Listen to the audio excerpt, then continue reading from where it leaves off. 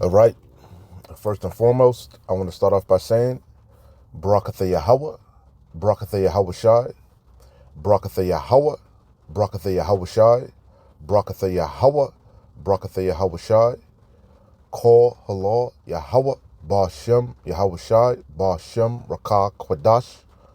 Shalom to you sincere Akim out there listening, learning, and pushing this truth. And shalom to the few sincere Akwath that are out there listening and learning as well. With that being said, Adawan Ratazah, this will be edifying. As usual, I'm going to go into Rakah Kwadash. And breaking news, breaking news, breaking news. As you can see on the screen, U.S. and China to roll back tariffs for 90 days. So it says, long story short, DJ Trump, a.k.a. Mr. Wayne Brady, the big bad wolf selling wolf tickets, has capitulated. All right. And as you can see on the screen, it says 90-day tariff rollback. U.S. tariffs on China they're dropping from 145% down to 30%. And China's tariffs on America are dropping from 125% down to 10%. Okay. So I'll read a little bit of the description. It says the U.S. and China agreed to drastically roll back tariffs on each other's goods for an initial 90 days, de-escalating and punishing trade war and buoying global markets by May 14th. So basically, it's taking effect immediately. The U.S. will temporarily lower its overall tariffs on Chinese goods from 145% to 30%, while China will cut its levies on American imports from 125% to 10%. So again, Mr. Wayne Brady, the big bad wolf, is capitulating. He huffed and he puffed, but he couldn't blow their house down. Hey, we in beautiful times, man. Beautiful times. Prophecies, again, are singing in my ears, man. So this ain't gonna be long. Beautiful day, man. Beautiful day. And a lot of people are saying the damage is already done, which we already know that. Okay, why did Wayne Brady capitulate? Why did the big bad wolf capitulate? Because which I got on deck, China's no longer a weak nation. China used to be looked down upon. They had the saying, "Not a Chinaman's chance." China was looked at as a weak nation, but now the weak nations are saying they're strong. Not only do they have nuclear capabilities, also, but they have strong economies. They have strong connections, ties with other nations. Okay, so America's losing its hegemony. America's looking real weak, and they looking real stupid.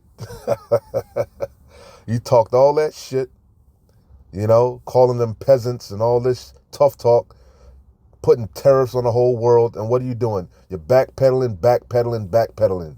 Why? Because you're fucking weak, and you're through, and you're in a quagmire, you're in a pickle, So this is capitulate. We already know what it means, but just for, further edification, capitulate. It says cease to, and remember who started the trade war. It wasn't China. It was the king of Babylon. Okay, it was part of his plan to make America great again, bring America back to the golden age.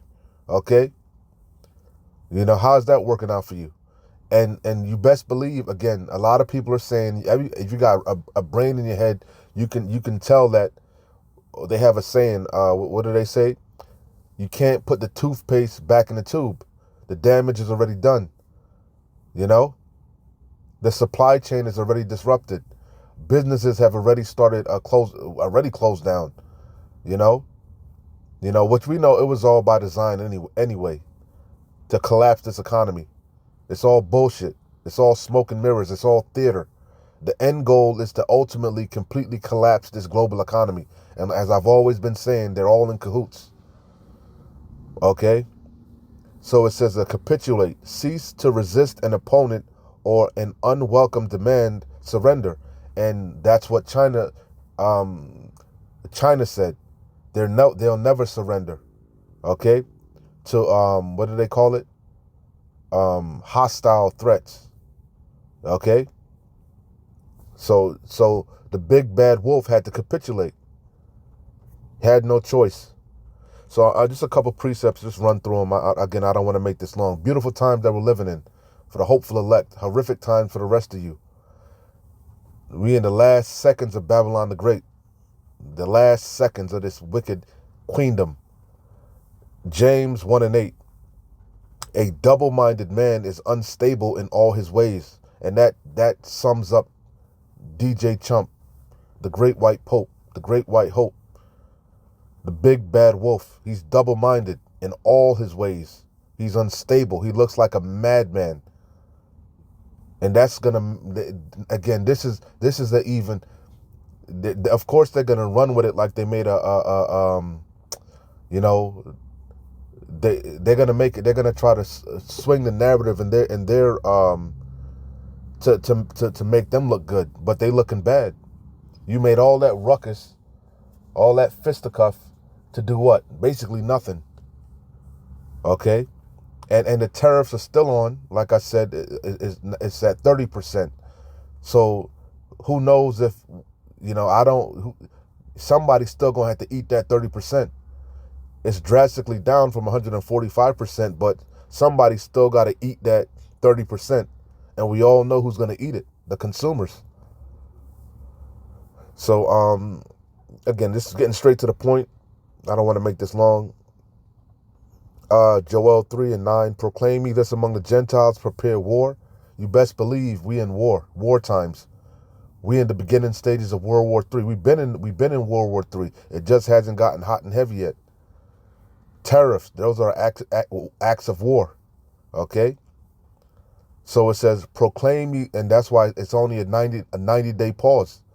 Who knows if those 90 days will play out? Who knows if he changes his mind in a week, in a month? Again, he's unstable. He's a madman. You don't know what to expect with this guy. He can wake up tomorrow night and say, fuck it, the tariffs are off. You see? Because he's unstable, and we in the time of war. So it says, proclaim ye this among the Gentiles, the heathens, these 17 heathen nations, prepare war. Wake up the mighty men. That's why you see all these nations running all these joint military drills. You see them testing their missiles. Okay? The latest nation to wake up was India and Pakistan. Okay? Because we in them times. We're in the midst of the Third World War. But like Elder Apostle Tahar always says, it's not going to get nuclear yet until that charagma is made mandatory. And that's right around the corner. So it says, prepare war, wake up the mighty men, let all the men of war draw near. Let them come up. This is the main point. Verse 10. Beat your plowshares into swords. Again, a lot of these nations, especially these so-called third world nations, these weaker nations, inferior nations, i.e. China at one point, okay, now they have nuclear capabilities. Now they have a strong military army. So it says, beat your plowshares. Yeah, China was known for agriculture. Rice and shit. Rice farmers, hence why they call them peasants. Okay, but them peasants looking real strong. The peasants got you to bow, got you to backpedal, got you to eat your words. So it says, beat your plowshares into swords and your pruning hooks into spears. Take all your energy, time and energy, and focus it not into agriculture, but focus it into your military industrial complex, into making weapons, primarily nukes. This is the main point, though. Let the weak say, I am strong. And China looking very strong at the tail end of this trade war. Okay? They stood on their square, and they came out the victors. You know, what did they say? America was gonna have to treat them with respect. You got to put some respect on their name now. You got to respect their authority. It's Isaiah 14. Beautiful times, man. Beautiful times. Salakia. Again, I'm not making this long. What's this? Isaiah 14. Isaiah 14 and 9. Hell from beneath is moved for thee to meet thee at thy coming. It stirreth up the dead for thee, even all the chief ones of the earth. It have raised up from their thrones all the kings of the nations. This is the main point. All they shall speak and say unto thee, art thou also become weak as we? Art thou become like unto us? Thy pomp, his pride, thy pomp is brought down to the grave, and the noise of thy vials.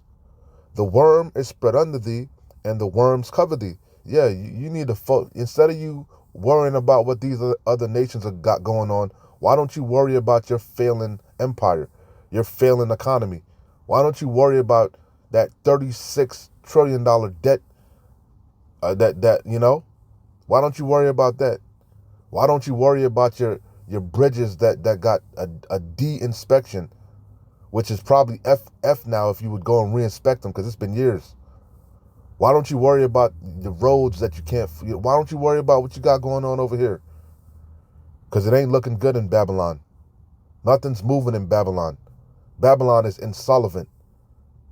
So it says, thy pomp is brought down to the grave, and these nations constantly throw that back into your face.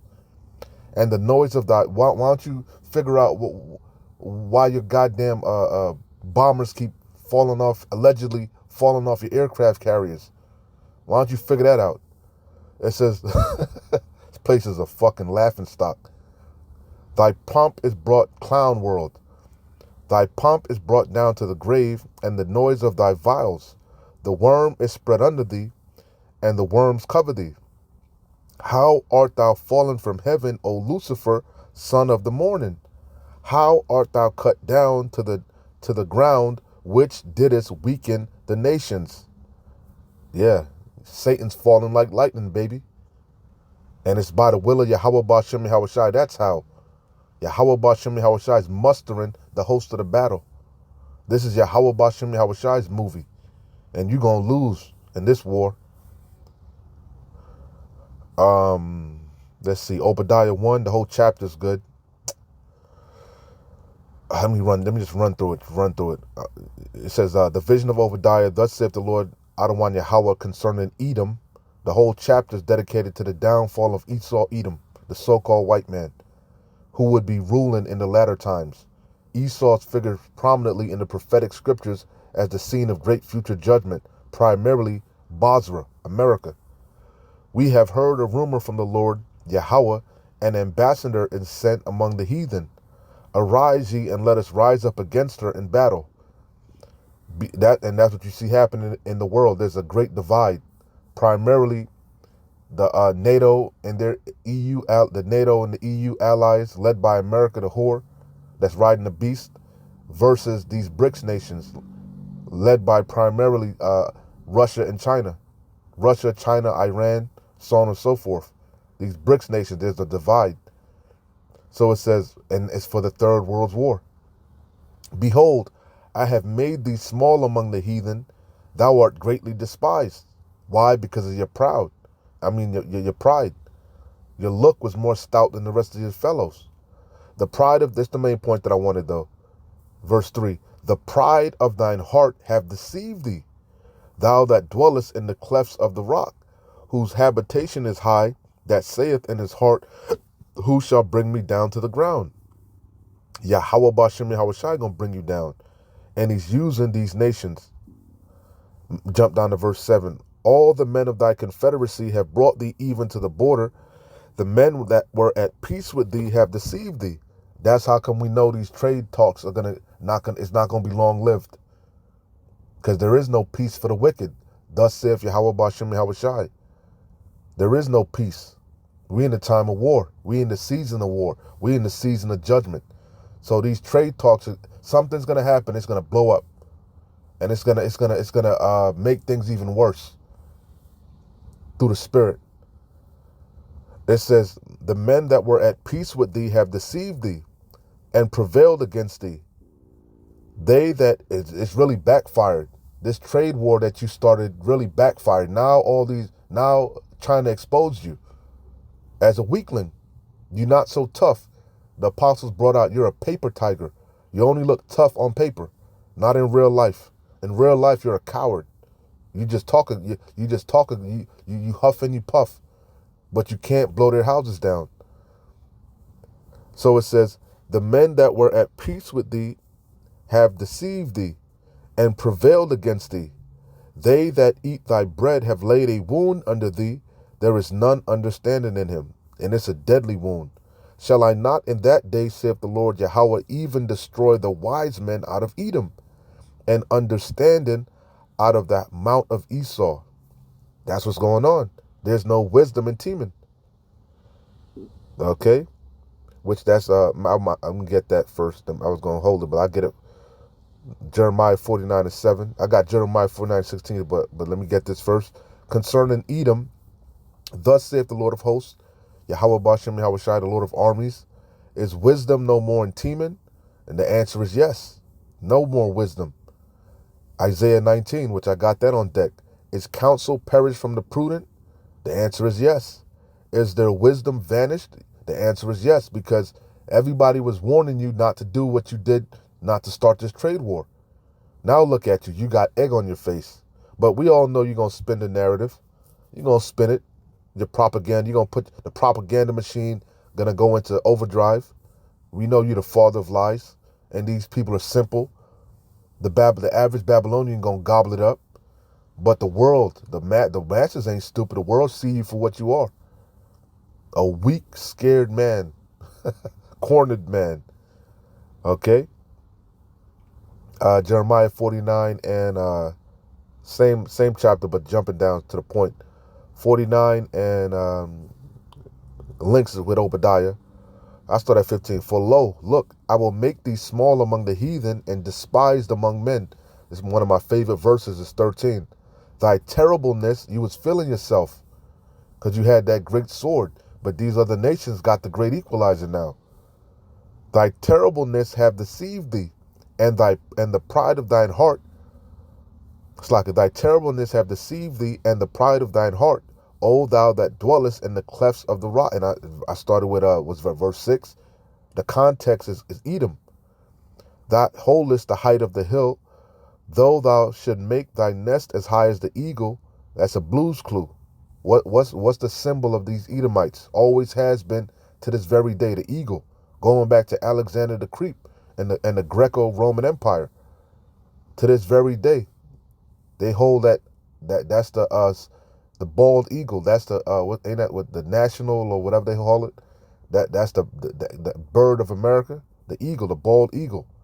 So it says, though thou should make thy nest as, and why do they hold the eagle in high esteem? Because it's a predator. It can soar high up in the clouds and see the prey on the ground. He's an excellent hunter. That's what they tout themselves as, you know. It says, though thou shouldest make thy nest as high as the eagle, I will bring thee down from thence, saith the Lord Yahweh. And we're in that time. We're in that time. The whole chapter is good, but I don't want to make it long. Esau's being brought down to the sides of the pit. Okay, he's fallen again. Lucifer, Satan, is falling like lightning. We'll close out here. The point's been made. This man is through. He's weak. He's on the ropes, as the brother Yahweh Call says. This devil is on the red Hebrew Edomite is on the ropes. His legs are weak. They wobbly. You know, he's gassed out. Keep hitting this nigga. Keep hitting this devil. Knock this nigga through the ropes, through the spirit. Through the spirit of Yahweh Bashem Yahweh Shai and the Rakah Quadash. Don't let up. Keep your foot on his neck as he kept his foot on our necks. Isaiah 19 We over and over we bring it out, so I'm getting straight to the point. The whole chapter's good, but straight to the point. 11. Surely the princes of Zoan are fools. The counsel of the wise counselors of Pharaoh is become brutish. He looking crazy. He looking like a madman. He looking stupid. How say ye unto Pharaoh, I am the... Wayne Brady. Oh, man, this place is through. And it's beautiful to behold. Yapa times. Surely the princes of Zoan are fools. The counsel of the wise counselors of Pharaoh is become brutish. How say ye unto Pharaoh, I am the son of the wise, the son of the ancient kings? Where are they? Where are thy wise men? And let them tell thee now, and let them know what the Lord of hosts, Yahweh Ba'ashem Yahweh Shai, have proposed upon Egypt. He gonna utterly destroy this bitch. He gonna break you down from the rooter to the tutor. Physically, spiritually, economically, this bitch is through. The princes of Zoan are become fools. The king of Babylon, he's a fool. He's a madman. He's bugged out. He don't know what the hell he's doing. He's in a quagmire. He's in a pickle. He stepped in it. The princes of Zoan are become fools. The princes of Naph are deceived. They have also seduced Egypt, even they that are the stay of the tribes thereof. The Lord Yahweh hath mingled a perverse spirit in the midst thereof, and they have caused Egypt to err. Everything he's doing is fucking up things even worse. He can't get right. He can't catch a break.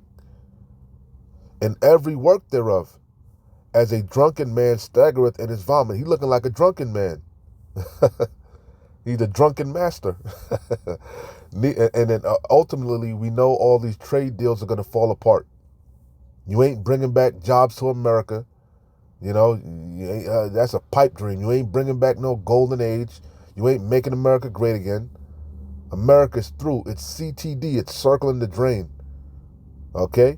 And it's all by design by the wicked elite, so they can usher in their digital system, their new world order, spearheaded by the Charagma per Revelation 13 and 16.